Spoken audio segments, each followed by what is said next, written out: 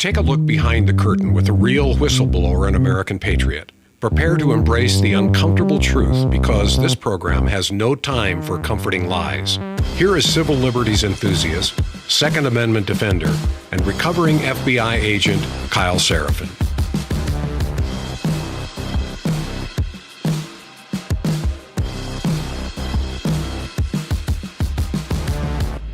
Well, hello, my friends. Welcome to the Kyle Seraphin Show. Today is Thursday. It is November the 13th, and we had a little trouble out the gates because for some reason nothing wanted to work.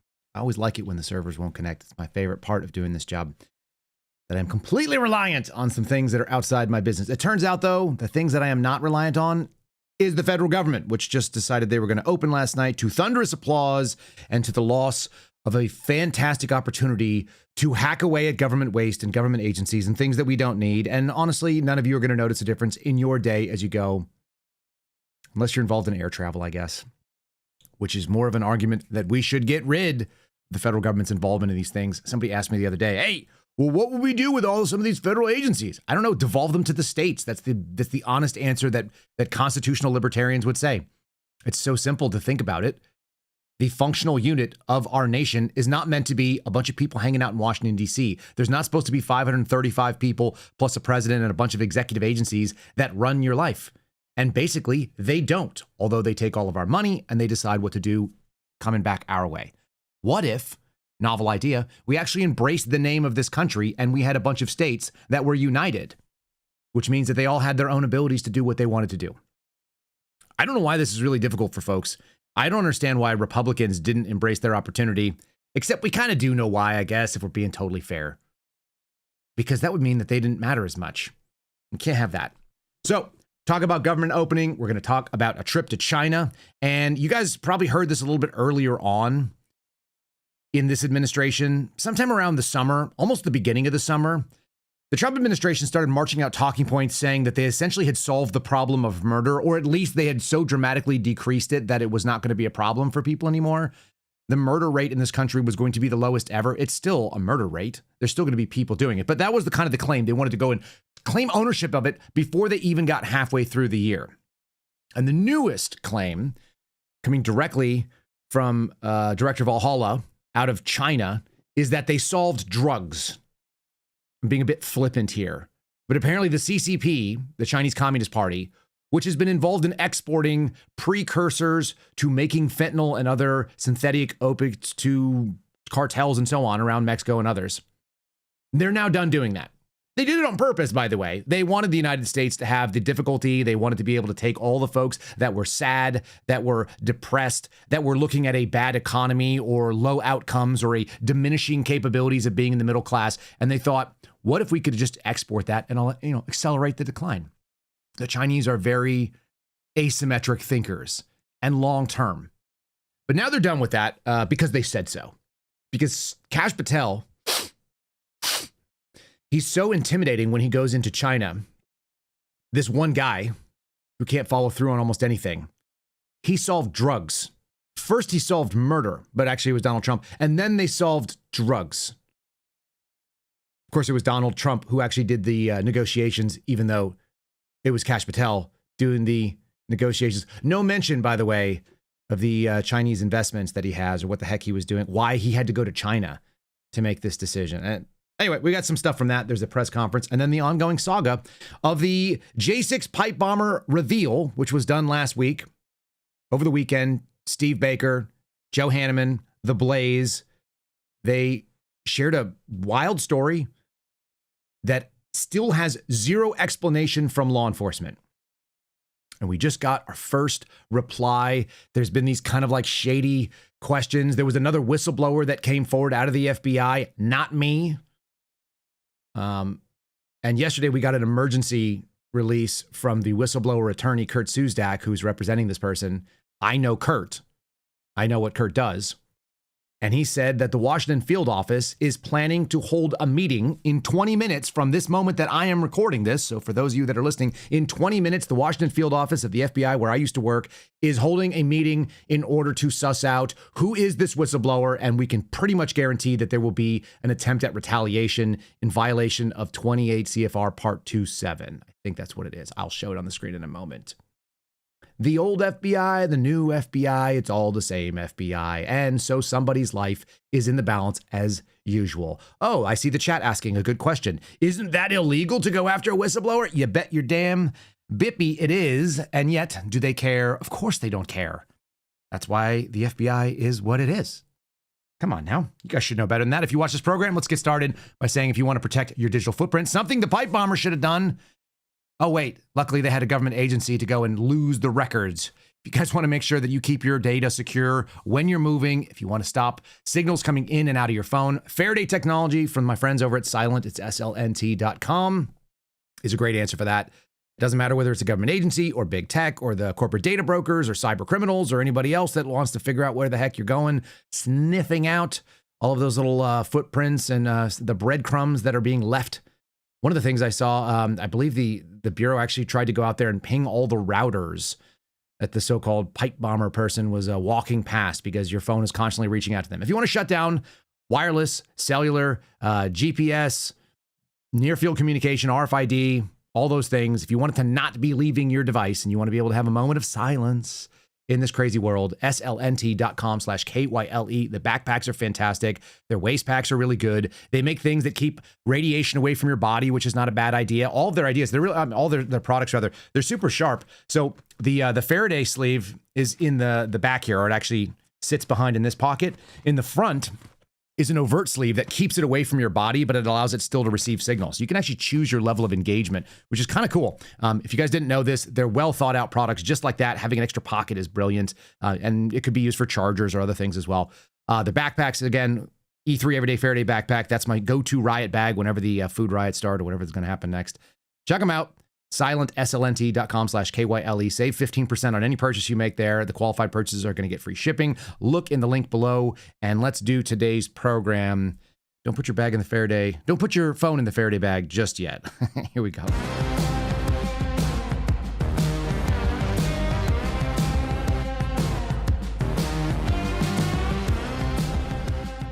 And so the government shutdown has ended the way that it began, which is that the impact was almost none. The government funding deal would reverse some of Trump's mass federal firings, we found out, but more importantly, or potentially, I guess, more accurately, it doesn't make a difference. No Democrat agencies, which he claimed would be shut down, were shut down. We have the same amount of government that we had yesterday, so my disappointment is now complete. But you probably knew that it would sound like cheers and applause. That's what we do. Here's Smithers. You can see him on the screen, and others that are going to stand behind the signature into a continuing resolution that never was meant to be. Why was it not meant to be? Oh, because the guy said it 2 years ago. We're done with continuing resolutions. We're never going to do any more of these things. We're finished with it. We're going to do respectful stewardship of your money. Just kidding. Smithers for the loss again. Donald Trump claiming a victory. So with all of that, I just want to tell you the country has never been in better shape. We went through this short-term disaster with the Democrats because they thought it would be good politically.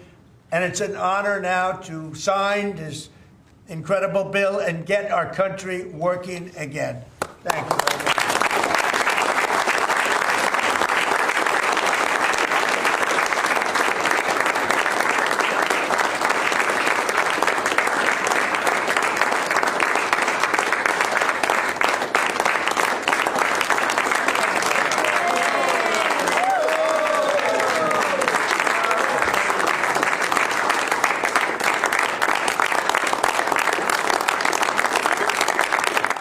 Yay. Woo. Part of the reason that clapping went on so long is because Trump has a very long signature, which is one of his best assets. That signature is iconic for sure. But they were all just standing there waiting for him to do it. Then he turns it around and he holds it up. If you were just listening, that's what you missed.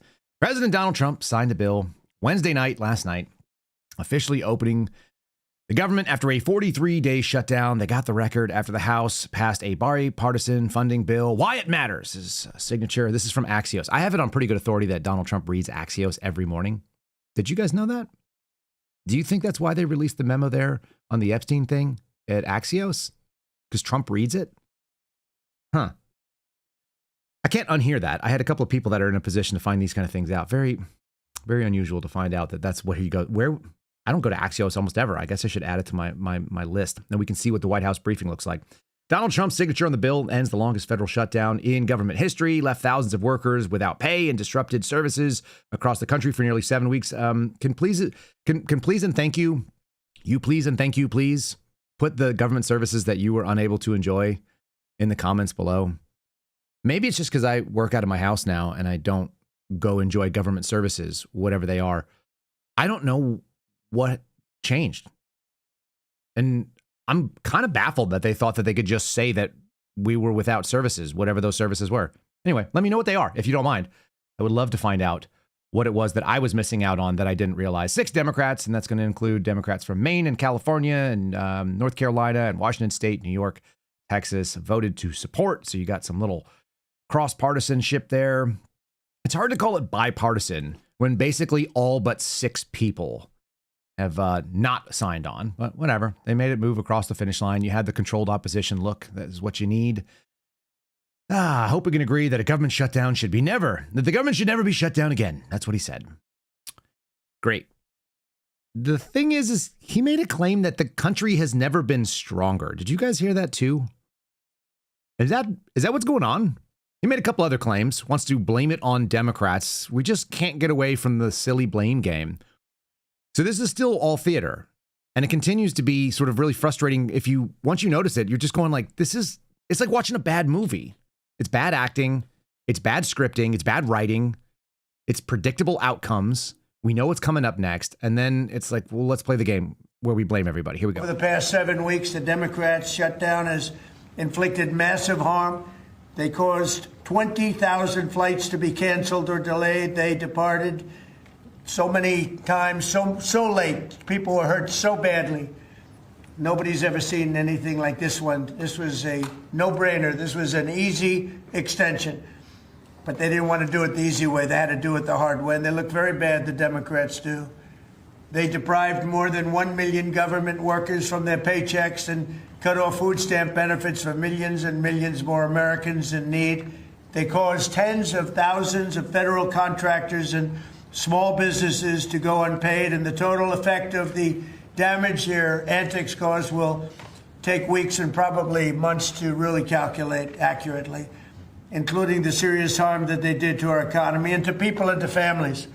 So I just want to tell the American people, you should not forget this. When we come up to midterms and other things, don't forget what they've done to our country. I also want to call for a termination to the filibuster so that this can never happen again. He went on to say what they would do if they terminated the filibuster.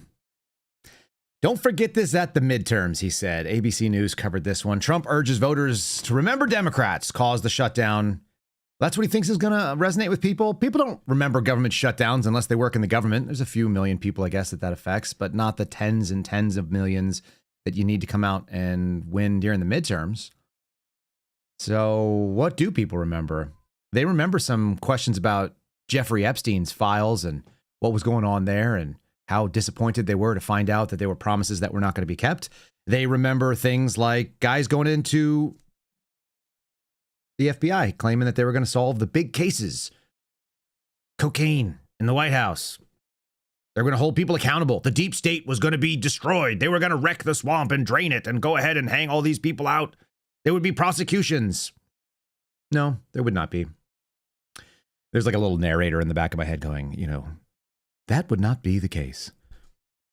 Just want to tell American people you shouldn't forget this. Come up on the midterms. Well, the thing is that midterms, they're not what drive people to the polls unless there's an emotional thing behind it. I don't think a shutdown a year from the midterms is going to be the thing that does it. I think saying dumb things about what's going on in this country might do it. I think making some claims about whether or not, Americans can actually do simple things and are able to, I don't know, get higher education. They think like, what can they can improve their station in life? That seems problematic. This interview that Fox News did, and they tend to be kind of fluffy for this administration. It's really damning. The more you listen to it, the more you could just go, he's completely out of touch. I'm going to play you the Epstein stuff in a second because that's coming up. But let's just hone in on it's the Democrats' fault. America's never been stronger. That's the message you want to go with. I guess project strength and then tell people they don't matter, that you'd rather have a bunch of foreign students and Chinese students and H-1Bs and some of this. It's real sad. This is just I think this week has been as disastrous as any between seeing that the law enforcement aspect of it, people are willing to not talk about it. We did finally get a response from the FBI about Steve Baker's story that dropped on the weekend. And then we've got Trump coming out and saying, yeah, we're going to, the country's great. Everything's amazing. Your life is incredible. It's all me. I did a great job. We solved murder. We solved drugs. Chinese students are awesome. How did you not know? Listen, I mean, does this hit for you? Is this what's going to make you go vote at a midterm election? Or are you just going to sit home? Folks are not thrilled about this idea of hundreds of thousands of foreign students in the United States. We have about 350,000 Chinese. One point during COVID, you were going to, push to, get them out, but that was pulled back. You've said as many as 600,000 Chinese students could come to the United States. Why, sir, is that a pro-MAGA position when so many American kids want to go to school and there are places not for them, and these universities are getting rich off Chinese money? Sure. Never said about China, but we do have a lot of people coming in from China. We always have, China and other countries. We also have a massive system of colleges and universities. And if we were to cut that in half, which perhaps makes some people happy, you would have half the colleges in the United States go out of business. So what? Well, I think that's a big deal. Are they fans? You would have the fans of the United States? Yeah, but you would have, as you know, historically, black colleges and universities would all be out of business. You would have a system of colleges and universities. So we're dependent on China to keep our university system going? But I think it's good to have. I actually think it's good to have outside countries. Look, I want to be able to get along with the world. They're not the French. They're the Chinese. They spy on us. They steal our intellectual property. What, do you think the French are better? Yeah. I mean, really? I don't know. I'll tell you, I'm not so sure. We've had a lot of problems with the French, where we get taxed very unfairly on our technology, where, they put 25% taxes on American products. Look, assuming everyone treats us badly, because that's the way I am, but we take in trillions of dollars from students. The students pay more than double when they come in from most foreign countries. I want to see our school system thrive, but at the same time, I know you and I disagree. We're never going to agree on it, but that's okay. And it's not that I want them, but I view it as a business. We have millions and millions of people. Also, I want to get along with countries if possible. People are shocked. Remember, Hillary Clinton said, we'll be in a war. I stopped 8 wars in the last 9 months. I don't want to be in wars. If I am in a war, we're going to win the thing fast, and it'll be violent. But you know what? I don't want to be in wars. But one thing. What is he doing? By the way, great job, Laura Ingraham, just asking real questions. Outstanding work. The H-1B story thing we played yesterday, I'll play it again. Because the tone-deaf nature of claiming our country is in brilliant shape and nobody should be complaining. And by the way, remember the things that did go bad, that's not from me. That was from the other bad guys. Meanwhile, we're going to sign a continuing resolution, despite having said for literally years now, the Speaker of the House said he would not do them anymore. How do you handle that kind of hypocrisy? How can you claim these are the values, this is what we ran on, this is America first? She actually said, is that MAGA? Does it make America great again to bring in a bunch of Chinese people? And Donald Trump's argument was, they give us a lot of money. That is about the most calloused and awful way. I thought the whole point of the tariffs was that we were going to tighten our belts. We were going to lose some business. I've lost sponsorships. You guys may recognize there are some people that do not appear on this program anymore. They said they couldn't afford, due to the price of their importing, to be able to sponsor us. And that's fine. I understand. They made a business decision. And it's like, okay, fine. We're good with that. In so much as you do the other things you said. You were going to cut some government agencies. You were going to try to fund some of the rest of the government by using tariffs. That means that it's a consumption tax on us, right? It is going to be passed on to us, but only if we choose to partake in products that come from overseas and that we cannot generate here. That's protecting American businesses. Are we going to protect American students that want to go there? Now, I don't love the university system, and I don't necessarily think that your children should go to college, but a lot of it is because there are full-priced foreign students that are coming in to do it, and the other end of it is the United States government is subsidizing these people so they can run up the cost, so you're going to go into debt, their country is going to go in and subsidize them coming in, and what do? They just pay for access. Do you know how many, do you know how many Chinese students come in here and just like run wild and do wild stuff, like sit outside of military bases and take pictures? Or they run a drone? Oh, I didn't know I couldn't do that. I cannot help but remember when I was driving around before I got into like actual law enforcement, I was thinking about being a University of Texas police officer because it was close to where I lived, and it would be the stepping stone to get into an academy and work in Texas in local law enforcement. And that was something I thought about. It was like a state agency, and the academy was transferable. I drove around with a cop on a Friday night on the campus of the University of Texas in Austin. And we ended up pulling over at one point these Chinese students, foreign students. They were the weirdest looking women you've ever seen, by the way. They were not normal looking. Like their faces look all smashed up, and they were horrified because there was a cop behind them and they didn't know what to do. They didn't understand America. They barely spoke English. When we pulled over, there was a girl in the back seat, and she got out and she went, and she just had this like freeze frame of crazy looking face. Didn't know how to pull over. We followed them for a mile. Stoplights, stop signs. They drove all the way until they got to like a parking lot, and then they parked. And then they panicked, and the cop got out, and he was super nice to them. That's what we're importing? We want 600,000 people like that because of money. I don't know, man. Has this guy just lost the thread? I mean, I understand he can't run again, and this is it. But it sounds like he wants to not only lose the midterms, he wants to basically have his final legacy. I'm already seeing it show up on some of the commentators that other people are saying the same thing. January 2027, mark your calendars. That's when the impeachments start. You got such a little narrow window to make progress and do good things. It's always until the next election. I thought people understood that. And these are your snapshots and your sound bites, to quote a guy who now works for the government and the administration. They're awful. They're legitimately atrocious. Here's the H-1B thing we said yesterday. I don't know how you can give an interview like that and walk away and then be like, nailed it. Signed up in the government. Everything's amazing. There's never going to be a country like what we have right now. And does that the mean Republicans have to talk about it, Laura. And does that mean the H-1B visa thing will not be a big priority for your administration? Because if you want to raise wages for American workers, you can't flood the country with tens of thousands or hundreds of thousands of foreign workers. You also do have to bring in talent. When we have plenty of talented people here. No, you don't. We don't have talented people here? No, you don't have certain talents, and people have to learn. You can't take people off an unemployment line and say, I'm going to put you into a factory where we're going to make missiles, or I'm going to put How did we ever do it before? Well, I'll give you an example. In Georgia, they raided because they wanted illegal immigrants out. They had people from South Korea that made batteries all their lives. You know, making batteries are very complicated. It's not an easy thing and very dangerous. A lot of explosions, a lot of problems. They had like 500 or 600 people, early stages, to make batteries and to teach people how to do it. Well, they wanted them to get out of the country.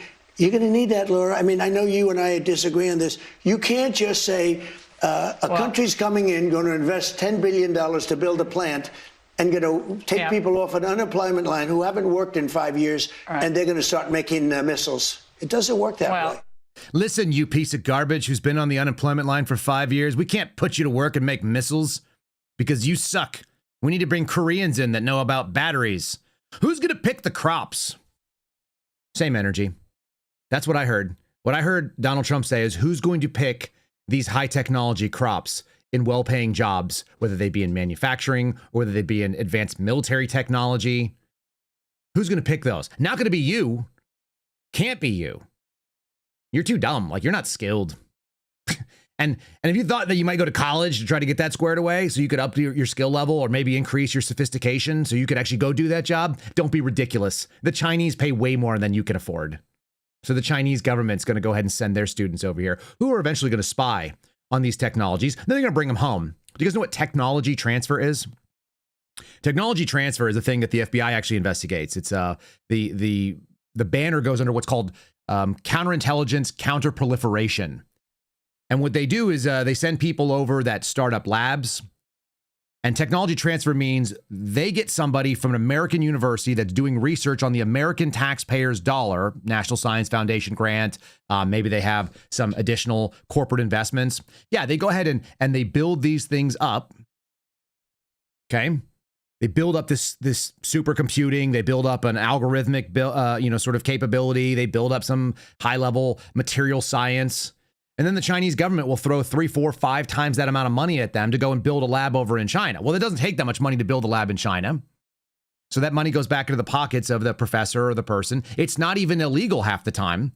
Because even though we put our grant money in front of it, and even though we back this research, and you're doing it on the backbone and infrastructure of American schools, where we have huge supercomputing technology and a vast amount, like whether you like them or not, universities actually do create a lot of the modern products and breakthroughs, because that's where people will do things for the sake of doing things.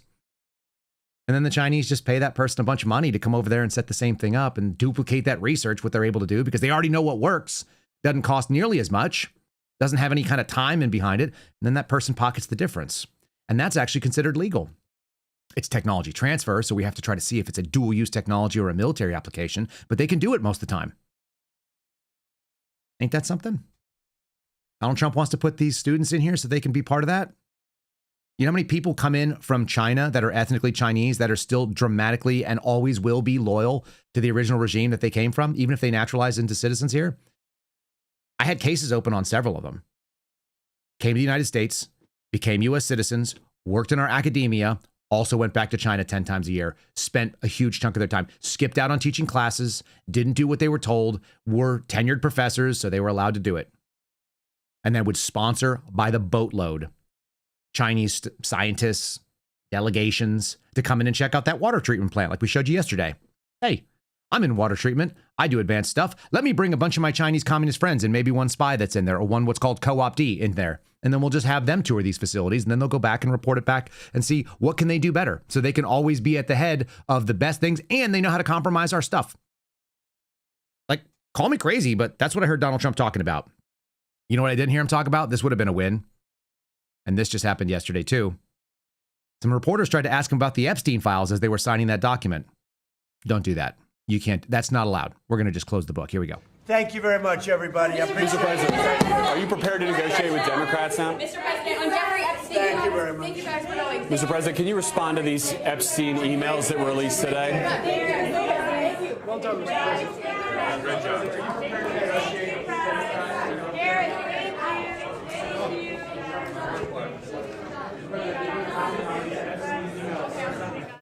And the camera goes wild and leaves. Sorry, we can't talk about that. Couldn't even hear you. I can't even hear the words Epstein. If you say them, they just go right past me. I don't even know what you're saying. What are these people saying? Yeah, it does make the news when you say that. And guess what? Epstein discharge position has reached the final level, the final signatures needed to force the House to vote on releasing these files. An effort to force the House vote to compel the Justice Department to release materials related to convicted sex offender Jeffrey Epstein was secured. They got their final vote after the House Speaker delayed the swearing in of a newly elected Democrat for a total of 7 weeks during the shutdown. The effort, known as a discharge position, defies House GOP leaders who have opposed putting legislation that backs it. So you've had Ro Khanna, who's a Democrat from California, and Tom Massey, who's a Republican and kind of independent-minded from Kentucky, on the floor talking about it. I've got a couple of little clips of them before we get to that. Let's just talk about it. I feel like things are not going the right direction. This is not fear-mongering. This is just trend spotting. So we'll just let you know here. One of the things you can do, hedge yourself against it. We've been in bad times in this country. MyPatriotSupply.com/KYLE is a good website to go check out right now for the Black Friday Survival Special. A lot of people figured out emergency food. That's a big deal. Some of you have stocked up. Good for you. I have as well. What about cooking it? Do you have canned heat? Do you have a cook stove? Do you have the ability to handle things if the power grid goes down? Just additional things you might think about. And if you haven't started any of this stuff, you might check out the Black Friday Survival Special. It's 4 weeks of emergency food. There's $150 worth of free gifts in there and everything you need to prepare emergency meals, like a stove and fuel that can also keep you warm, fire starters, water purification, bug out bag. It goes on. MyPatriotSupply.com/Kyle is the website. It's a complete survival kit for your family to ride out a small disaster, civil unrest. God knows what the hell's coming in.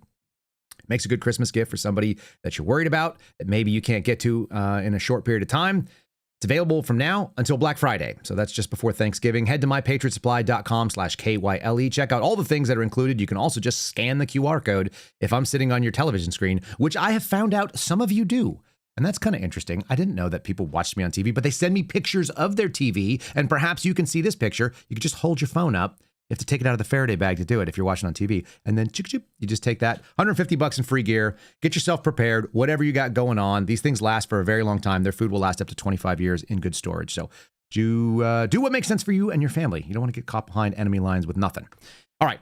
Epstein stuff. Let's do some videos of this stuff. I feel like the Epstein stuff was an issue at some point in time. Some people talked about it.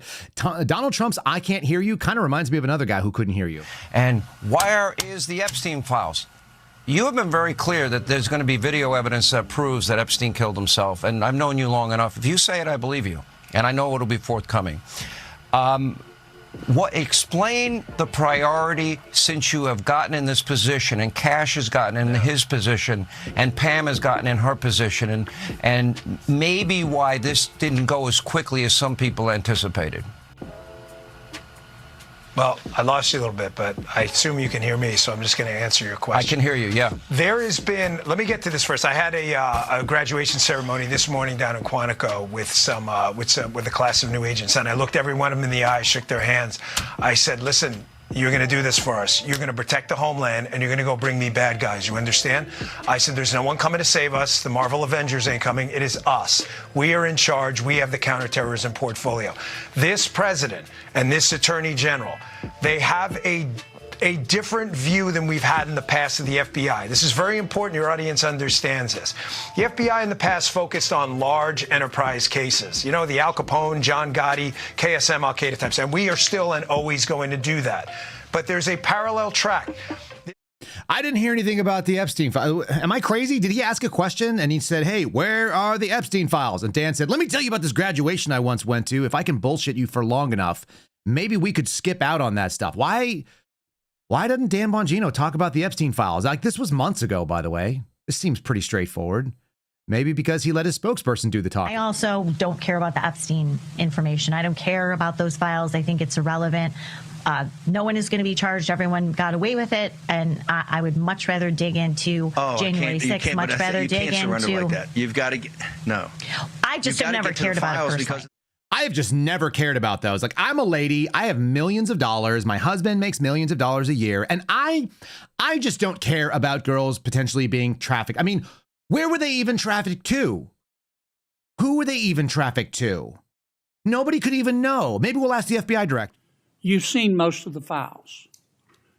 Who, if anyone, did Epstein traffic these young women to besides himself? Himself. There is no credible information. None. If there were, I would bring the case yesterday that he trafficked to other individuals. And the information we have, again, is limited. So the answer is no one? For the information that we have. In the files? In the case file. Okay. Now, you've seen... Well, what? Maybe you should go on Rogan and make this clear to people because they probably didn't understand. Did Jeffrey Epstein kill himself? Who killed Jeffrey Epstein? This doesn't look right. It doesn't look like a suicide. And so the way, based on public information at the time, that he ended up put the pictures and him hanging himself, I was like, man, that guy killed himself. What did you think before you got in office? Did you think that Epstein was murdered? No. No suspicion at all of it? This doesn't look right. It doesn't look like a suicide. But I have a different background, right? Right. So I was a public defender back in the day. When you're in that kind of confinement, we call it solitary confinement, you're not supposed to have these things that you are able to hang yourself with. That's the whole point of the strict rules in there. You're not supposed to have 6 feet of cloth that you can dangle from the ceiling so you can hang yourself. This is prison 101. I used to spend a lot of time in jails and a lot of time in segregated housing units, SHUs as we call them, right? So I've spent a lot of time in federal detention facilities as a public defender before, talking to my clients, so I kind of know how those work. And I know how you get in, how you get out, who works the system. He was in isolation. He was in a unit where he's in there not just to protect himself, but he's in there to protect the rest of the prison population because he was such a high profile case. And so, and I've known people that have committed suicide in these cells. In these units, there's supposed to be 24/7 guard duty on him directly. There's just no way that you could have run an op. The guard fell asleep. Now, I don't really buy that, but it's almost impossible to prove otherwise unless you can obtain the videotape. Well, it's hard to surmise that from a video. And usually there isn't video looking into people's cells for a lot of reasons. And had people go into that cell and not have any video of it and not have any people come out and say, hey, yeah, I saw that guy. He shouldn't have been there, the guard or this guy. So correct me if I'm wrong, but what I was told, what I'd read, was that the guards were not paying attention or were sleeping. The guard fell asleep. Now, I don't really buy that. Well, it's hard to surmise that from a video, right? Like, right. Where they like, you know, and look, do guards doze off on the night shift? Yeah. What did you think before you got in office? Did you think that Epstein was murdered? No. Kyle, why are you so mean to that guy? Why do you think he's such a liar? Oh, maybe because I've watched him lie, and you just did too, right? You've seen most of the files. Who, if anyone, did Epstein traffic these young women to besides himself? Himself. There is no credible information. And how many Republicans do you think will vote for this on the floor? Well, I've already had a couple Republicans tell my office privately that they're going to vote for it, and I think that could snowball. You know, the deal for Republicans on this vote is that Trump will protect you if you vote the wrong way. In other words, if you vote to cover up for pedophiles, you've got cover in a Republican primary. But I would remind my colleagues that this vote is going to be on your record for longer than Trump is going to be president. And what are you going to do in 2028 and 2030 when you're in a debate, either with a Republican or a Democrat, and they say, how can we trust you? You covered up for a pedophile back in, 2025. Does anyone else remember that when all this was going on, which goes back to, when was this? Look at the date on here, July-ish. We were going to get some files. There's Pam Bondi. So that was a couple months, and they had 3 months. We needed to wait 6 to 8 months. We're well past that window now. But do you remember when this drama was going on? But Dan Bongino was outraged that they were going to do this to him, and they screwed his reputation, and so he was going to leave. And Kash Patel said he would leave too. He would follow him out. He would say, no, you will not run my friend Dan Bongino out because she is doing the work and I am having all kinds of fun. I'm going to UFC fights, man. My chick lives in Nashville. I got to fly places. I got to do stuff. I got to go hang out in Las Vegas. So Dan Bongino needs to do the crappy job. That's why he's miserable. Dan Bongino lost it today, for whatever it's worth. I'm going to read you his full statement about the other thing that they've screwed up. So what did they screwed up? The Epstein file release. I actually seem to remember there's this guy, what was his name? Dan Bongino talking about Charlie Kirk. You remember that? That happened in September. Somebody shot Charlie Kirk in front of a bunch of students. And we were going to get the whole story. We were going to get the conspiracy that was outside. Now, I don't think necessarily that there was a conspiracy at the place. So a lone shooter makes perfect sense. It wasn't a hard shot. It's a place that nobody was expecting to come from. That all makes perfect sense. For you to think otherwise, that's your business. He went out and immediately ran to, well, he would normally run to Julie Kelly, but Julie Kelly doesn't have her own show. So he ran to the next best thing to Julie Kelly, who's actually prettier and more talented. He ran to Megyn Kelly to let you know, we're looking into this stuff. You guys remember this? How many unfinished, unanswered promises have these people gone through? We're going to release files. We're going to find all the things. We're going to be transparent with you. And instead what they did is they claimed they solved murder, which I'll play you in a second. But here's Bongino with Megyn Kelly talking about how they're going to go out there and round up the conspiracy surrounding the people that knew better and helped the Charlie Kirk killer pull it off. Huh. Oh, we got to hit the play button. Good job, Kyle. Way to go. Stand by. We are not done. Anyone under the assumption out there that this is, the end of the investigation is categorically wrong. It's, not even the end of the beginning of the investigation. Not even the end of the beginning. We're exhausting every lead. There are thousands. There are thousands of leads that have come in through open source, through our InTalk line, through our specific FBI tip line. Some of them did not pan out. Some of them won't pan out, but some of them may. But we're not done at all looking into any possible support or aiding and abetting in the case. Do we believe that Twiggs had advanced knowledge of this shooting, given the fact that he clearly received texts from Tyler telling him where to find the gun, what was written on the casings, and so on, and that he had those when you guys went knocking on his door? Well, given the cooperation of that subject at this time. I don't want to say too much about what he's saying or not saying. However, there are indicators just beyond twigs that there were a lot of warning signs here in this case. Have you heard a detail yet, like a single solitary detail that he put out there? There were warning signs, there were inklings, there were what is it, indications, shadow of a penumbra. Like, I thought these guys were supposed to be good at media. I thought you were supposed to go out there and say simple, straightforward, communicative, declarative sentences. Nope. And having said that, this is a good moment to put out there. When you look at these targeted violence attacks, political assassinations, a space I'm unfortunately all too familiar with in my time with the Secret Service, school shootings, you're not.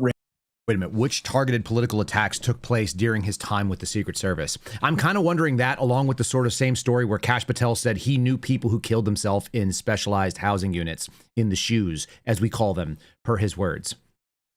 Do you think there's any chance that Kash Patel had a client that committed suicide in a federal prison when he was a public defender? Do we know of any targeted physical violence attacks? Like, maybe they exist. I don't know. These guys always refer to resume. I see this so frequently. Refer to resume, previous credibility. Don't worry what I'm saying right now. It must be true because previously you know that I used to say things to you. And when I did, man, I was so great doing that stuff. It's hard. It's hard to go through with that. And it's not like there's anything better out there. Here's Tim Burchett telling you he tried to do it. He tried to go get them Epstein files, but doggone it, this is Tim Burchett here. And they didn't work. Hey, everybody. Tim Burchett in Washington, D.C. today, of course, trying to open up the government. But I tried to make them release the Epstein files. Yeah, but that didn't work. By the Democrats. Doggone Democrats. This is all gamesmanship, folks. It's not all about theater. Releasing the files. I'm not part of the theater. They would have released it. Biden had it for 4 years, and they hated Trump more than anything in the world. Doggone. And so now they blocked it, and so they can piecemeal the truth and the half-truths, both sides of what really went down with Epstein. Did he say Wet Willie? Kind of disgusting, really. But well, I tried. That's all I can tell you. That's all we can do here. Hey, everybody. Tim Burchett. Tim, take it easy there. All right, take a rest there. Take a moment. I think he said Wet Willie. He said we tried to do up, dip, dip, dip, dip, dip, never did. There, 7 times, Wet Willie. It's not as good as Kash Patel, who still has the best doggone line, doggummit, that's been delivered this year. The most trustworthy thing I've ever heard. I'll see you in Valhalla, brother. Valhalla, brother. I have the watch. Valhalla. I don't know. Are they doing anything good? This is our consolation prize when you all sent me this. It's pretty funny. The National Pulse is reporting that the United States is going to restrict visas for fatties coming into this country. I wonder if they're going to use the fat guidelines from the fat girl that we played the other day, who described herself as fat. I am not calling her fat, even though she isn't, of course, fat. But you remember they had like the small fat, the medium fat, and then the super fats or some effect? I should go find that clip. I don't want to misquote her. Apparently, if you're a fatty, why are they showing a white guy fatty? That seems weird. What kind of fatty foreigners are we bringing in here? Anyway, this is pretty funny. You can't help but smile. This is your wins. We're going to bring in unlimited Chinese people as long as they're fit. We're going to bring in unlimited H-1B visa Indian people as long as they're fit. If they're too fat, they can't come here. I guess that's okay. It beats fat foreigners. New guidance issued by the United States Department of State recommends a denial of immigration visas for foreign nationals who are obese or overweight. According to guidance, obesity, along with other medical conditions like cardiovascular disease, cancer, and mental health issues, add strain to the country's healthcare system, causing taxpayers to incur additional costs. What about all those freaking illegals we were going to deport? Remember we were going to do that? I remember Donald Trump said mass deportations, but not of the people that are doing the things that my friends own businesses that handle. And also not the people who are working illegally in career factories that are making batteries, because you can't learn how to make a battery, you dummy. You can't do that. But at least they're going to make sure they're not fat. I guess that's your half consolation prize, MAGA. That's what you get. Notable health conditions cause skyrocketing healthcare expenses, sometimes upwards of hundreds of thousands of dollars, and prolonged hospital stays. The Trump administration is putting America people first, and they include enforcing policies that ensure immigration will not burden the American taxpayer, said a guy. This is part of a broader effort to tighten policies. For instance, the cost of H-1 visas, including high-skilled workers, has risen to $100,000 annually, except for the ones that don't. Because we need those. Because you're too dumb to build a bomb or a missile or a battery. We can't just take you out of the unemployment line and put you to work. Psh, don't be ridiculous. You know what's even funnier?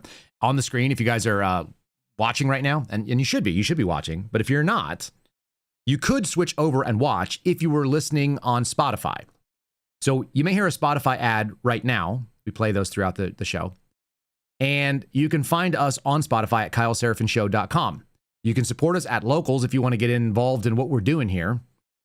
And if you're watching on one of the video platforms, you can already see what I'm about to show you, but please give us a like. That would be great. Make sure you've subscribed if you're watching on YouTube. Make sure you've subscribed or followed, whatever the heck they call it over on Rumble as well. You can share it with a friend very easily, but I'd love it if you guys did Spotify, only because it allows you to switch between audio. You're listening, you're driving, you're mowing the lawn, you're walking your dog, whatever it is, and then you want to see, hey, what is Seraphin talking about out there? And this is it, bottom left-hand corner of the screen. Fleckus Talks, the bonus land, Pipe Bomb Edition. They're talking about Pipe Bomb Gate, which we're going to get into in just a second. So there you go. It's a good little segue. And I'm a huge fan of Austin Fleckus, and if you guys have never listened to him, check him out also. Shameless plug for a guy that I think is pretty cool. He's funny. My wife has listened to his podcast forever. I used to really love his Man on the Street interviews. And he used to just cut it straight down the middle. He'd just go ask people questions. What are we doing out here? And then they would say something really dumb. Like as dumb as saying that you're too dumb to go and get a job and do high-skilled stuff like build batteries. And then he'd be like, very cool, very cool. And he would move on. I was a big fan of what Austin used to do in the streets. I wish he would do more of that, but I know it's a lot easier to do a podcast. So I don't hate him for that. All right. So we're going to get to Bomb Gate in a second, which is a fun name of calling it. I didn't call it Pipe Bomb Gate, but I like it. Let's do quickly the trip to Chinese, shall we? Should we do the booty call song? You guys wanted to hear this the other day. I'll just put the chat on the screen and we'll just listen to it because somebody said, can you please play it so I can clip it? So the answer is yes, I can do that. Chat, here we go. Every movie makes, I see it on the screen. Private jets to Nashville. Government gasoline. Making his booty call. Nashville, I see it all. Making his booty call. Making his booty call. Nashville, I see it all. Making his booty call. Making his booty call. Nashville, I see it all. It's not a petty crime. It's that from you and me. Kash Patel is flying high.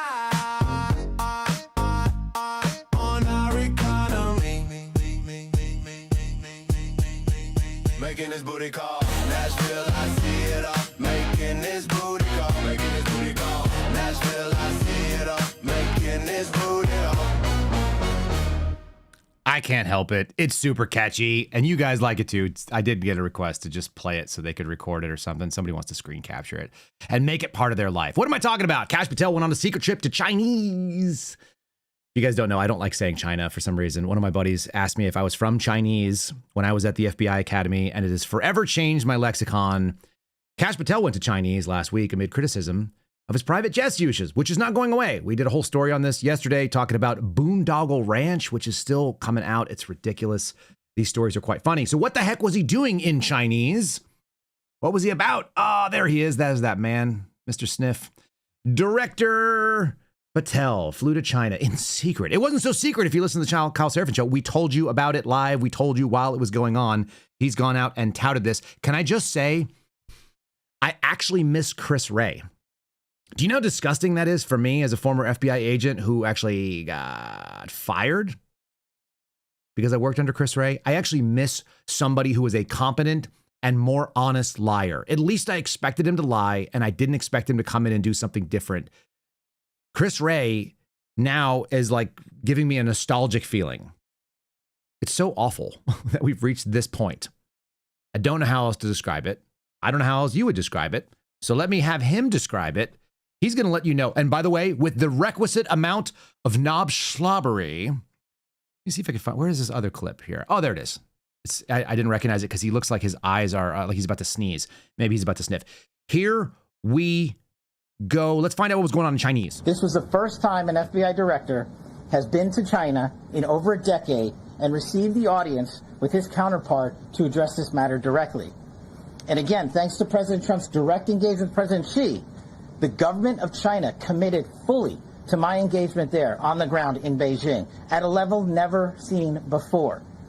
While at Ministry of Public Security headquarters, I met with my counterpart at MPS, where the Chinese government agreed on a plan to stop fentanyl precursors. What does that mean? The People's Republic of China has fully designated and listed all 13 precursors utilized to make fentanyl. Furthermore, they have agreed to control 7 chemical subsidiaries that are also utilized to produce this lethal drug. Effective immediately, essentially, President Trump has shut off the pipeline that creates fentanyl that kills tens of thousands of Americans.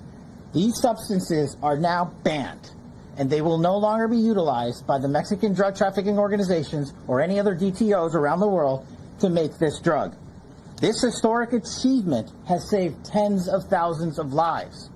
This historic achievement would not have been possible without the tremendous team of President Trump, the Attorney General, the Department of Justice, the Federal Bureau of Investigation, and Ambassador Perdue in China, whose ground-level engagements were imperative to achieving this result.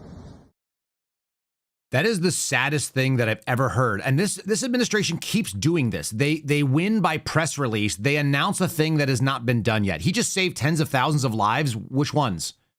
Can you please point to a life currently saved? Will someone whose life was saved, will you please come forward? Even if you shut off the logistical pipeline, what sort of backstores do they have in these cartels? Do you think they just bought what they needed and they're running on like a 1 day? Are they doing like a net 30 system? Are they doing a net 90 where they have 90 days worth of supply and they could pay 90 days out as they get paid back? How does that work that you save tens of thousands of lives? You just got back.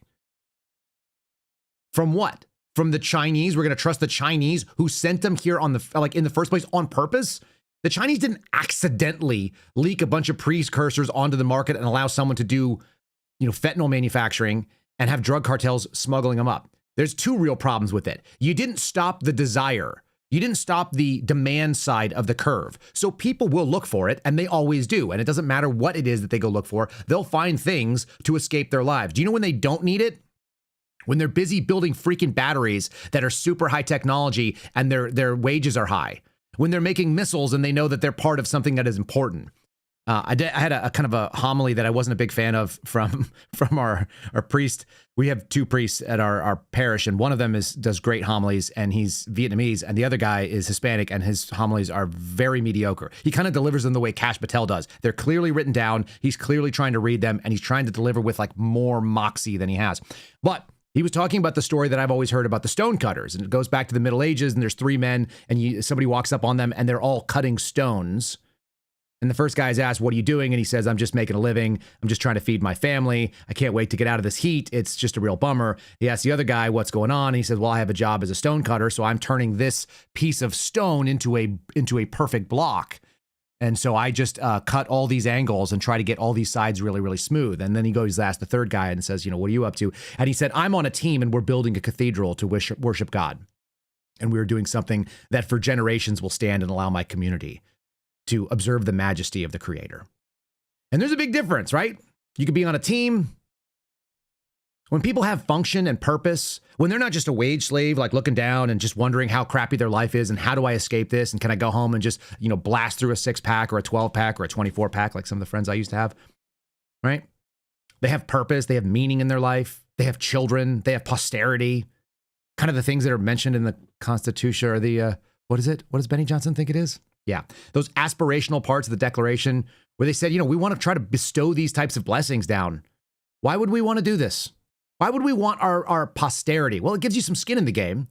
Nothing against people who don't have kids, but I'm just telling you, it changes the game when you know that your decisions will affect people that you love, that you are watching, that you are putting a ton of your energy in, that you're losing sleep over, that you're not eating because of, that you're stressed out because of, you've gone without, you've worked harder, you put in extra hours on. Yeah, it makes a difference, Doesn't mean that other people don't have skin in the game at all. Just saying that skin is different when it's your offspring, when it's your genetic material that's going to continue on. It's your legacy in the world. We didn't remove the demand side. How in the hell did Kash Patel save tens of thousands of lives by flying off to Chinese and hanging out in South Korea for a couple of days and hanging out in Japan? As far as I can tell, he spent more time kicking it in Asia than he did in this negotiation. So at least he worked in some fun times. This is from Reuters. China agreed on a plan to stop fentanyl-related chemicals as though it was an accident in part of this deal that Donald Trump worked to crack down on the lethal opioid. So says Kash Patel. They're seriously spiking the ball before the kickoff. I don't even know what that, I don't even know how you would think that's a good idea. But then again, I just showed you he's willing to lie about Epstein. He's willing to lie about who he knew in conservative media. He's willing to lie about going on Stu Peters' show. He's willing to lie and lie and lie. And they're claiming things that haven't happened, which is the same thing Donald Trump did the other day. We're going to see, $37 trillion worth of revenue from things. But we haven't. We don't have that. That's just your hope. Those are aspirational claims. These guys never learned the age-old thing. And only Donald Trump seems to be able to get away with it. But I don't think Kash Patel has the moxie. I don't think he has the charisma to sell this. It's pretty straightforward. You underpromise, you overdeliver, you get a very happy customer. You overpromise, you underdeliver, and nobody wants you, and you get slaughtered at the midterms. Here's some classic grade A knob slobbery. This is Donald Trump's work for Kash Patel to party in Asia. This is all thanks to President Trump's brave leadership to engage directly with President Xi Jinping and make one of the pillars of his administration defeating the plague of fentanyl and illegal narcotics. And that set in motion the Attorney General to call her counterpart and designate the FBI and myself as the lead to engage and follow up with President Trump's historic engagement with President Xi just a few weeks ago in Korea. And what was accomplished when I went to Beijing was an actual full-out agreement to concretely adhere to the notion that we will not allow fentanyl to pour into the United States of America. But you got to break that down. What does that mean? Hold on. What the hell did he just say? I got to go back here. I want to hear that again. A concrete something. There were a lot of words that didn't mean anything. When I went to Beijing was an actual full-out agreement to concretely adhere to the notion that we will not allow fentanyl to pour into the... It was a concrete, discrete agreement to adhere to the notion. One of you out there is a former English teacher. I just know that somebody that taught English can tell me what grammatical structures we just went through, and then what does that mean? Maybe some of you taught rhetoric or logic. Can you diagram that sentence out for me and send it to me in a DM, please? Send a picture, post it on Twitter, tag me, please. What in the actual hell did he just say? Just a few weeks ago in Korea.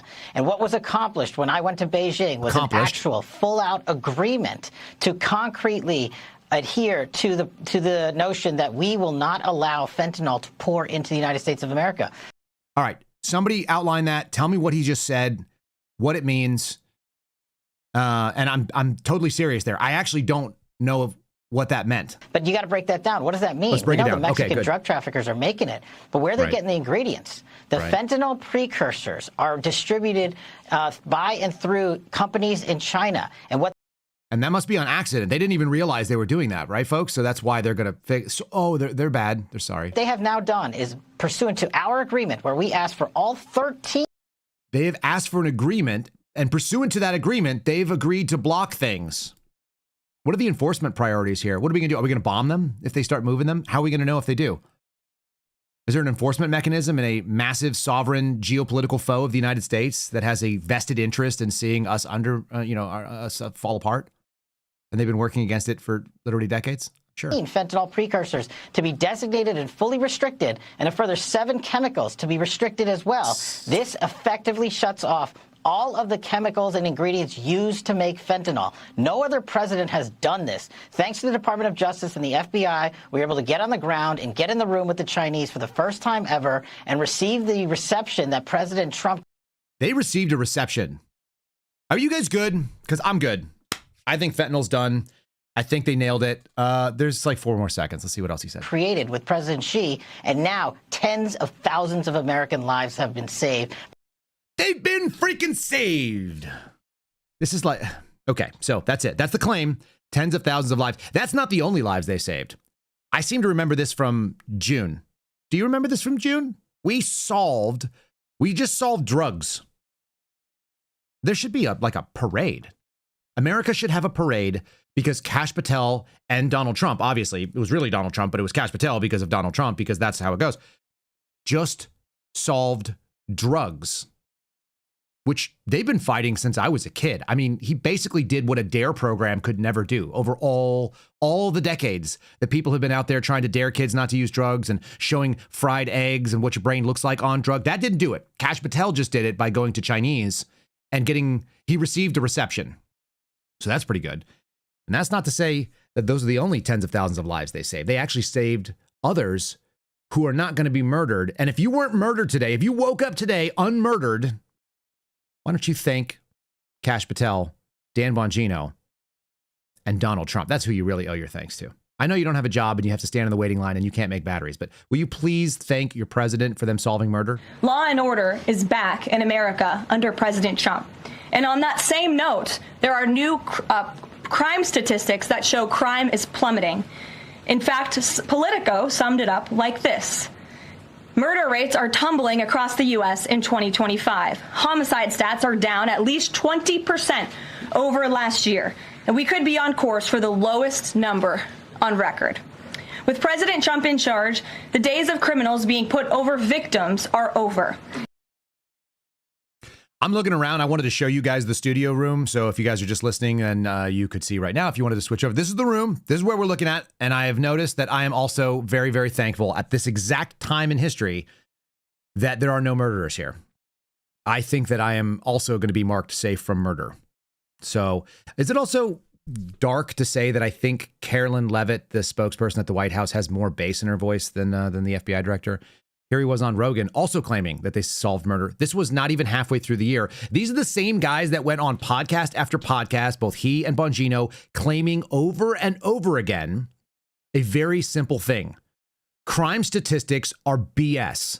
Because what happens is, unlike the FBI, which is incentivized to have more crime and report more crime and get more budget, people who actually are accountable to a local office or to a local populace that elects them to be sheriff or puts a mayor in and you have to have a police department, they actually want to see less crime. So rather than have less crime, which is hard to do, they actually just report no crime. That means they're not investigating it. They're not taking those homicide reports. They're not actually just giving it to the FBI at all.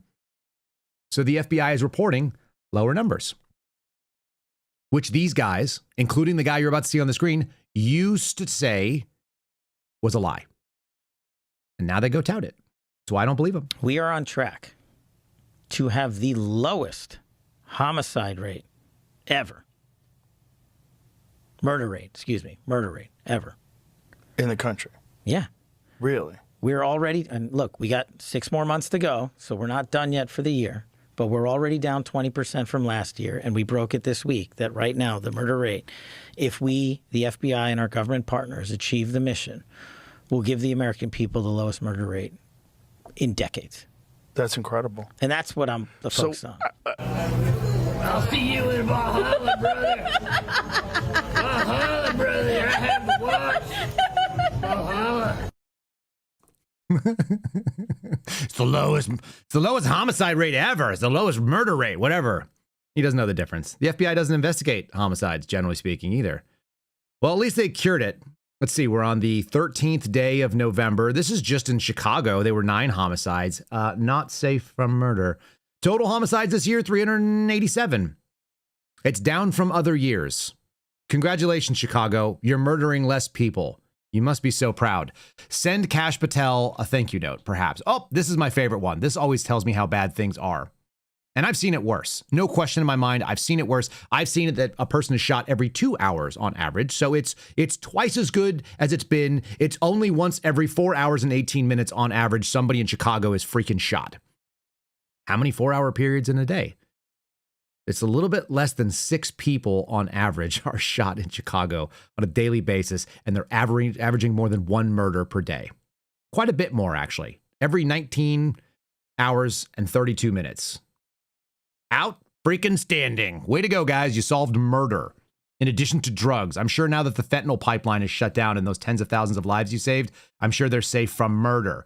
By the way, you can actually go see the total number of people shot. If you guys go to Hey Jackass, this is one of my favorite websites, so feel free to enjoy it if you like. It tells you that the number of people who've been shot and killed by year and people who are shot and wounded, like the percentage of people that were killed. And this year's accuracy rates of homicides is higher than others, but lower than under Joe Biden. So I guess people are shooting less accurately. You got that going in their favor. Still turns out that it's mostly black people who are killing mostly black people. And the rest of them are mostly Hispanic people who probably also kill mostly black and Hispanic people. This is a real problem. It's a poverty problem. If they were building batteries, if they could actually go out there and maybe handle some sort of sophisticated technologies, but too bad they're not smart enough. We need Koreans to bring in so we can do that. 76.2% of the people who are victims in 2025 have been black, 18.8%. Just do the rough numbers, only 5% white or Asian in Chicago. That's the victim end. And overwhelmingly, victim and perpetrator, the race will tend to match at a very, very high percentage. It's like 6 or 8 or 10 to 1 because people end up hurting people that are in the places where they are. And people tend to look like the people that are around you. Unfortunately, this is an actual still ongoing epidemic, but luckily they solved murder, so we've got that going on.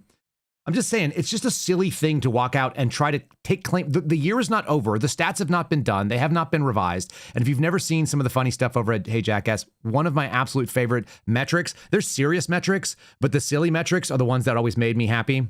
Not because they're good, just because of the absurdity of how sad the world we live in is. They have a shot in the ass-o-meter, which are people who have been shot in the buttocks. And it's been 72 year to date, which is lower than the last couple of years. So congratulations, Chicago. Less people being shot in the bum. And then also the shot in the junkometer, which is 38, which is a lot of people to have been shot in the junk. And it is that's a record high in a while. This month alone has more people, almost 7 people last month shot in the junk. That's terrible.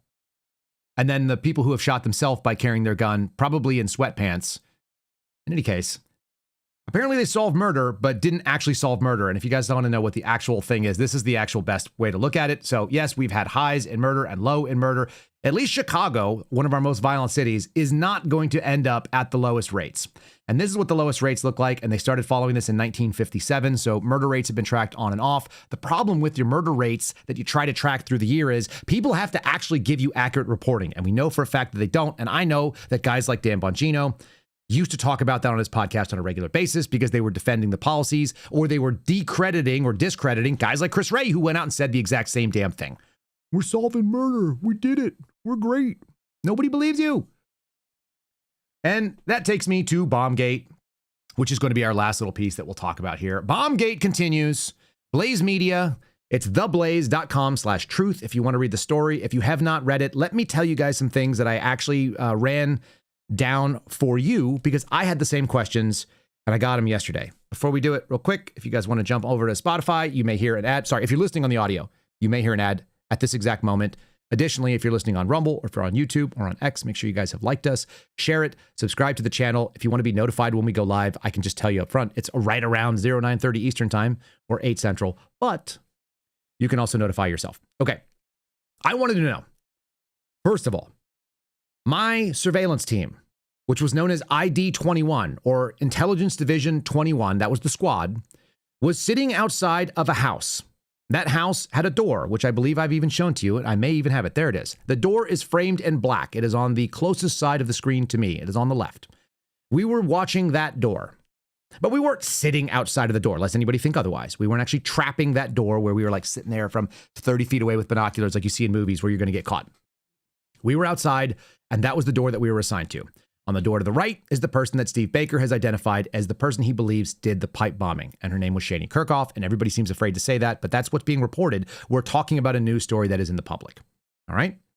So that being the case, the question has arisen to many people who didn't get it from the story. So I'll say it explicitly. I sat outside door number 1 on the left in the black thing and roughly in that neighborhood with my team for 2 days, January 13th and January 14th. Seems like the days we were there. It was about 1 week after January the 6th. And we were watching someone who's known as an Air Force veteran, and he's also known as Person of Interest 3. It's very difficult to suss out what person of interest was being listed during the time that the FBI wrote it up because the documentation isn't the same that the FBI necessarily used while we were being briefed in the field. And I'm going off like a conversation I had 5 years ago standing in a parking lot of a fire station. It's not like I can go back and refresh myself with the files. So we sat outside that door. Baker, 5 years later, came up with a person completely independently And that person just happened to live in the door that doesn't have the dark outline that's on the screen right now at that time. That's a massive coincidence. How did the FBI get us within a few feet of that target and put us in the same, let's say, building, the same roof and a shared wall if they were not on track? And I don't have an explanation for it. They were independently done. The question then becomes, well, how did he identify this lady, Shani Kirkhoff? And I had to ask him, I was like, hey man, how many people did you go looking for? Here's what happened. You guys can actually see the stories that they were doing. On the screen here on the right is Capitol Police repeatedly used less lethal force on protesters early on January 6th. The video shows that was the article that they were doing the research on.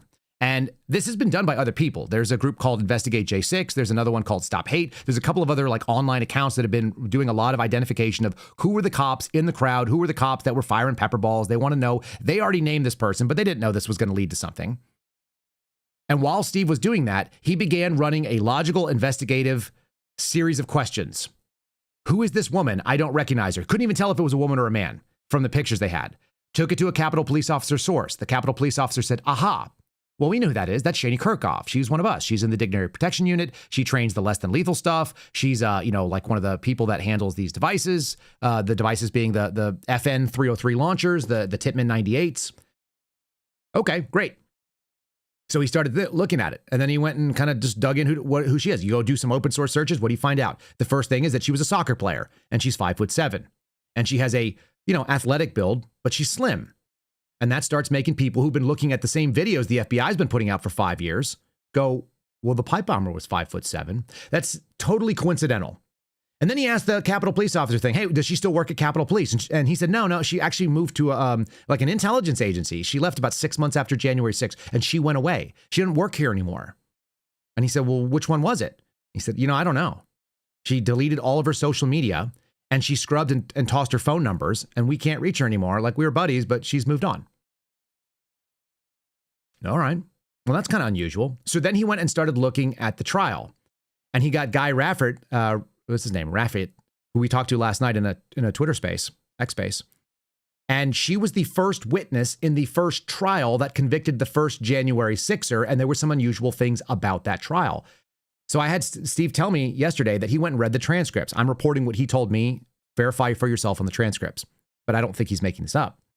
He said it was kind of unusual. They started off the trial talking about this witness with a sidebar. The two attorneys, the prosecutor and the defense, were reminded by the judge that there were some equities that were in play that they were not allowed to discuss, and they wanted to make sure that both attorneys understood that. And so when she was asked, what's your name? She said her name. Where do you work? She said, I work for the United States government. And there was no follow-up. What agency do you work for? What do you do for the federal government? Apparently that was included in that sidebar. And then when the defense came over to do cross, so after the direct examination, you have cross-examination, and the defense came in and didn't touch it at all and was warned in an additional sidebar, which is noted in the transcript, that I don't want to see you waving that 302, which would be the FBI interview that she did and gave her statement. I don't want to see you waving that 302 around the courtroom, potentially because it has things on there that you can't talk about because it's part of that sidebar.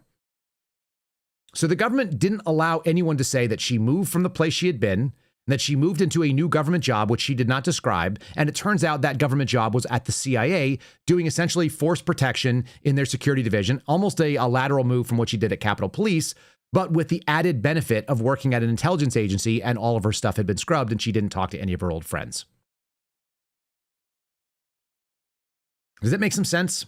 Why he was interested? So then he started looking. He said, do we have footage of this girl coming in and out of this building? Because she's in uniform, we can find out who she is. We can find out what shift she was on. That's easy enough to do. So they started doing comparisons visually, just people staring at it with no sophisticated software, and noticed that she had a pretty prominent right leg drag, which is a kind of a limp. And they went, well, that's interesting. Then they started doing side-by-sides with the unknown subject known as Person of Interest 1, who was the pipe bomber. And then when they did that, they went like, this looks like they could be the same person. Same height, similar build, difficult to say. We got some side-by-sides that look kind of good from the naked eye. Do we have somebody that has software that can go and do this analysis and get us a little bit more scientific thing? Now, the fact of the matter is the United States military and the intel sphere had been using this for a long time. We had people come into our space last night that said that they worked for contractors that have been using this types of technology and gate recognition, and it is like a frequent biometric that is used in our airports, It's certainly used by our military overseas. And it is a individual, unique thing to you that also goes in time, place, distance. Now, if you were to find out that somebody had a cell phone in some place, and that cell phone that they normally carried, Kyle Serafin's cell phone came out of the Faraday bag and was pinging in a shed out in Illinois right now, and they wanted to get Kyle Serafin. They couldn't get a search warrant to go in there, and they probably couldn't go drone strike the thing and take out Kyle Serafin in the shed. But if somebody got the ping that Kyle Serafin's cell phone was there, and a man matching my description or had the same gait as me, who was wearing a mask and a hoodie, was rolling around in the back of the backyard from satellite imagery, then you might have a little bit more to it. So this is not a solid, singular thing. We know she was in the National Capital Region. We know she had access to certain buildings that they believe the pipe bomber had access to. We know that she was in the vicinity of January 6th because she was actually there on the day of shooting pepper balls. And then they did this analysis, and that's when they got the 94% match, which is mentioned. And nobody can explain to me how the FBI, which usually takes about 5 to 7 days to end up on somebody when they are completely caught off guard, they end up with the subject very, very quickly. Remember, they found a partial VIN number at the bottom of the 1993 World Trade Center bombing and were able to come up with a subject in that. You guys can have all your conspiracies you want. The FBI is competent. I don't love it. I don't like it, but it's competent and it does work okay. And the idea that they would have put us within the vicinity of the person that had done this within a week is well within the range of what I would expect for the FBI to do. And unlike the bomb that detonated at the bottom of the World Trade Center in 93, they had a physical pipe bomb, a second physical pipe bomb, significant amounts of video camera footage, and they know for a fact the person was using a cell phone on which they were captured both using the cell phone, and we saw it on video. So you got a lot of evidence to go and run down. So why did the FBI not come up with it? And it's a very serious, real question. Why did I end up outside of the door watching the person who lived behind the black rimmed door, and we were 9 feet away from the door that was on the other side that Steve Baker found 5 years later? And I don't know the answer to that. What we do know is that Daily Wire just released a really cool story yesterday that kind of goes a little further into it. So let's read that. The development in the January 6th Blaze pipe bomb story. This was written by Luke Rosiak. I spoke to him years ago, and I gave him that address from memory of where it was, and he went out and spoke to that person years ago and found nothing. And the reason why he found nothing actually makes perfect sense. The person we were watching was not, in fact, the person that would have had anything to do with this stuff, but did buy the Metro card, like I said, and did, in fact, have some mail that was staying with him. And I'm going to read you some of the interesting parts of it because it actually opens up a lot more lines of inquiry. And if we had a proper FBI, they'd be handling that business. One would think. I know we've changed tunes here. I'm not nearly as funny when I do this stuff. So let's go. All right. So the man who owned the Metro card that law enforcement believed was linked to a person of interest, the January 6th pipe bombing case, spoke to the Daily Wire on Tuesday of this week. Luke went out and talked to this person. The man is an Air Force veteran, and he requested anonymity due to being linked to a serious crime. Again, that's the story. The gate analysis is the piece that we've just talked about. You guys heard where it came from, and they named a particular Capitol Police officer who shot non-lethal or less than lethal or less lethal rounds at protesters on the day of. People got excited about it. So the question then was, what was going on? Apparently, the man that we were surveilling was somehow interviewed, although I don't have any details on that interview. And according to himself, according to that man, it was by transit cops that called and asked him some questions on the phone. It was a telephonic interview. And it may have coincided with us being pulled from surveillance. I've never heard of a telephonic interview clearing somebody. If it was a transit cop, that was somebody who worked for the JTTF, or the Joint Terrorism Task Force. Or it was an FBI agent lying and saying they were a transit cop, which they're allowed to do. Or it was someone from DC Metro and he misunderstood that they were a transit cop, in which case they also worked for the JTTF. So I think the three possibilities are he got interviewed in some way, shape, or form by the FBI's Joint Terrorism Task Force, but it was over the phone, and that was enough for them to pull us, I believe. And that may have been semi-logical to them. It doesn't make any sense to me, because they were more than happy to leave us on surveillance that made no sense for a long time. He says he doesn't believe that his Metro card was used by a Capitol Police officer on January 5th. He said he had a childhood friend who traveled from the southern part of America to attend the Trump rally and stayed with him to save money. The vet let him borrow his travel card, and he picked him up at the Metro station. All of that ties out to what I was briefed at the time, and all that makes sense. About a week later, in 2021, he got a call from law enforcement, which would have been about the week that we were sitting out there, and he believed it was Metro Transit Police who asked him about the card. They previously had interviewed me. He said, this guy's a big black guy. He's like he's like 6'4". He's like 280 pounds. He's a big man in his 60s. And he said that his friend who was staying with him was a white male who was about 5'8", about 5'10 or 5'11. We're reading from the story here. He said he went to school with the guy decades ago, so childhood sort of friend, but didn't remain in touch, but then reconnected over social media. This is where it gets kind of interesting, I think. The vet's about the same age. He's 66 now. The guy's about the same age. And apparently spends large portions of his year in foreign countries spreading Christianity as like some sort of a missionary. He freaked out after the call, called up the friend, said, hey, do you have a secret life that I don't know about? The guy said no. Law enforcement made contact with the friend. We've read that previously. And then they cleared him. But it's not clear why they cleared him or why they agreed that it was okay. And here's where I think it gets weird. And this is my supposition. And I think we're allowed to have some guesses on this because we're working from old information, but we're trying to figure out what the heck actually happened. How did we get outside of that door? And what we also know is that the door on the left-hand side, not the black rim door, sorry, the right side. I'm looking at the screen backwards. The one that Shani Kirkhoff lived in was home to a Capitol police officer, aka Shani Kirkhoff. And additionally, there was a male that lived there, and that male was also a Capitol police officer and was apparently a romantic partner of Miss Kirkhoff. That was actually substantiated, not just by like records, because there's some record polls you can do, but was actually substantiated by the neighbor to Luke over at Daily Wire. So there we have it. They quote the story that we've been reading over here from, this is the Loudermilk summary, which I keep calling the Massey summary. Both their names are on it. So that's part of the game. The things that are quite interesting to me is that the fallout from this. Now, he said that the people that lived next door were Capitol police officers. He said that the address next door, the neighboring unit, was occupied by, in fact, 2 Capitol police officers, female and her romantic partner, who was also on the force. So there you have it. That substantiates that Kirkhoff was living there. And I don't think there's any real debate about that. I think that's the case. This is where it gets kind of weird. After his buddy said, no, I don't have a secret life, he maintained contact with his friend, who apparently travels overseas on a regular basis to spread Christianity. The friend came back in town after Donald Trump won for the second inauguration, and he annoyed the veteran, the guy who lived there that we were supposed to be watching, who we never saw, by the way, by insisting on wearing a Donald Trump hat in this deep blue area of Virginia, and it is pretty blue. It's Falls Church is pretty lib. And he said, quote, I felt like, oh my God, how did I get myself involved with this? End quote. And after that, he made the guy go stay in a hotel instead of staying with him. And he blocked his old friend on the phone, not really that close of a friend to begin with. Now, we've been trying to suss out who these people are because it's not immediately apparent. And if you don't know anything about we're not reading the case file. We don't have like documentation on who's POI 1, 2, and 3. We know that POI 1 in this whole story that's been going on out there, POI 1 was the pipe bomber as identified on video. And the belief is by Steve Baker and his company that they think that that pipe bomber, POI 1, is in fact Shani Kirkhoff. That's what their story is about. That's what they've been out there working on.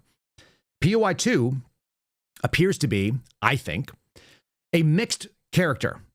I think that it is a combination of both this Southern evangelical guy who's roughly in his 60s, who spends his time outside the United States and was like long time ago friends and recent connection and now blocked from the guy that we were watching, and that person was POI 3. So POI 1, bomber, POI 2 is the guest, POI 3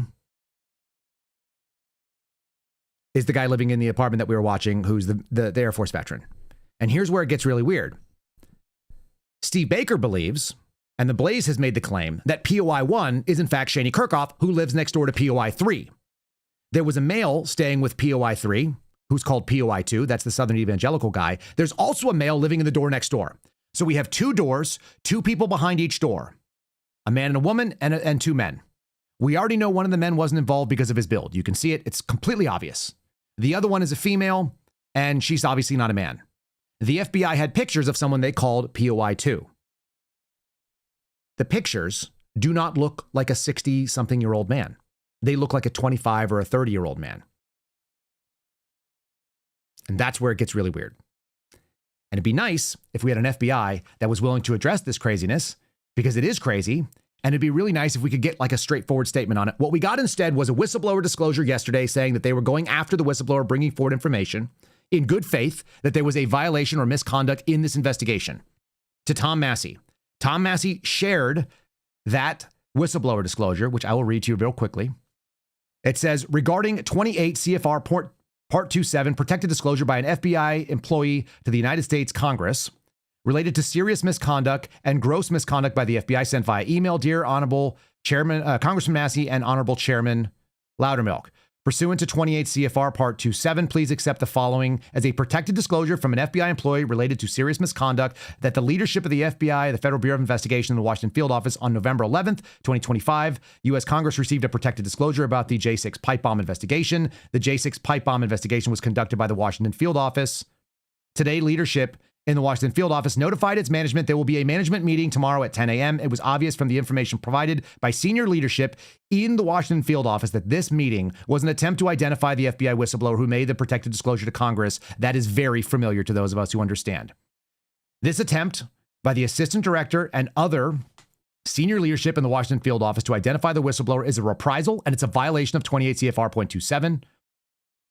The Justice Department's Office of Attorney Recruitment and Management Whistleblower Court has upheld the right of employees to make anonymously protected disclosures without being subject to retaliation by FBI management. Identifying the whistleblower only serves one purpose, which is to allow FBI management to retaliate. Kurt Susdak, who represents the whistleblower. And since Tom Massey shared that, this is pretty juicy stuff. Dan Bongino cracked out. He absolutely fell apart here, folks. I'm going to read what he said. And this is verbatim. I'm just going to use his words. He's been very tight-lipped on social media after all the dumb things. And now we're here. Congressman Massey. He's writing to Massey in a public statement to the entire public. When Director Patel and I entered on duty in our leadership positions in the FBI, we had our hands full, but we were happy to be part of the president's team, and we still are. Means nothing.